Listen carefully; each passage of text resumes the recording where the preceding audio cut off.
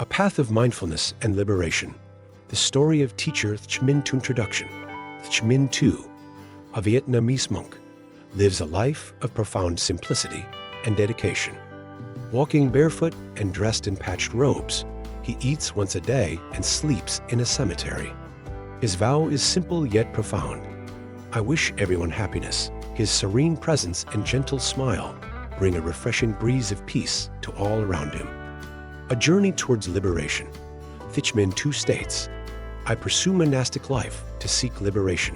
His example demonstrates that anyone can find a path to freedom.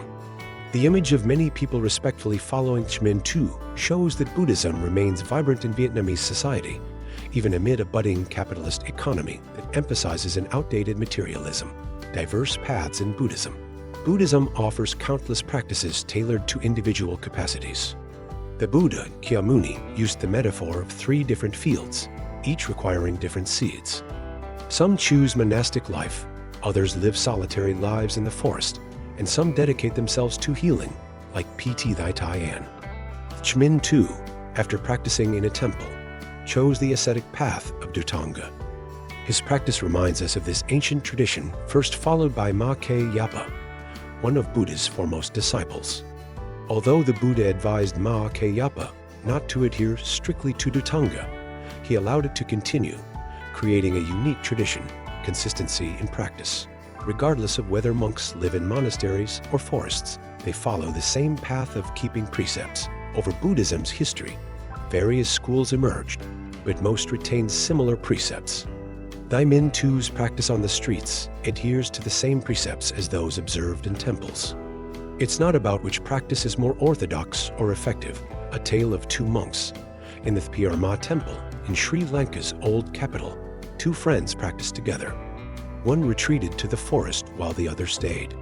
10 years later, the forest monk visited his friend, inviting him to the forest. The temple monk agreed, but while leaving the city, he walked straight out without gathering his belongings. Surprised, the forest monk asked, Aren't you retrieving your belongings? The temple monk replied, I have only a bed and a chair, which belong to the temple.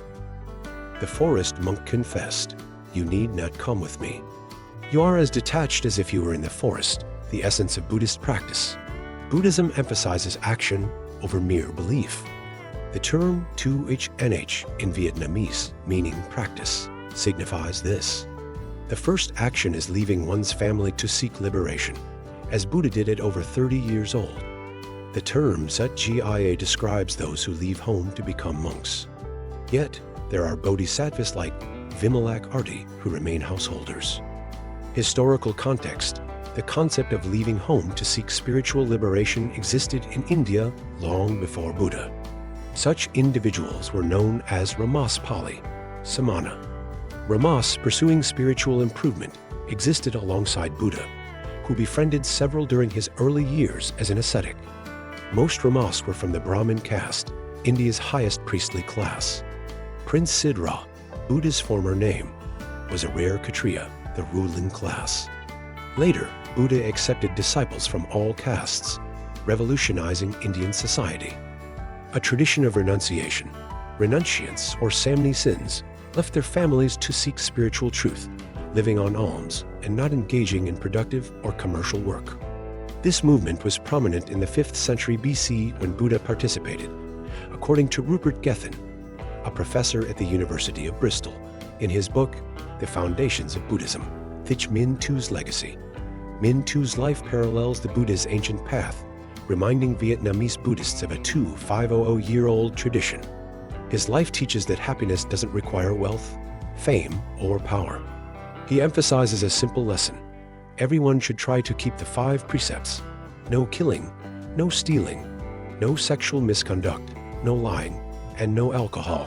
Anyone, even while living an ordinary life, can practice these precepts and find greater happiness. Renunciation in the forest. Some monks live solitary lives in the forest, like the 19th-20th century Chinese monk H.V.N. Despite his family's efforts to continue the lineage by arranging marriages for him, he persuaded his wives to join him in celibacy, and then retreated to the forest. Later, A passing monk advised him to join a monastery to learn fully, leading him to become a great master who lived to learning and solitude. Monastic life offers opportunities to study profound teachings like emptiness and dependent origination. Solitary practitioners may lack such opportunities, finding it difficult to understand and realize these deep doctrines independently. Conclusion. Thich Minh Tu's path is a living example of ancient wisdom, teaching that one can live happily and spiritually fulfilled without material pursuits. His life and teachings inspire a return to the simple, profound truths of Buddhism.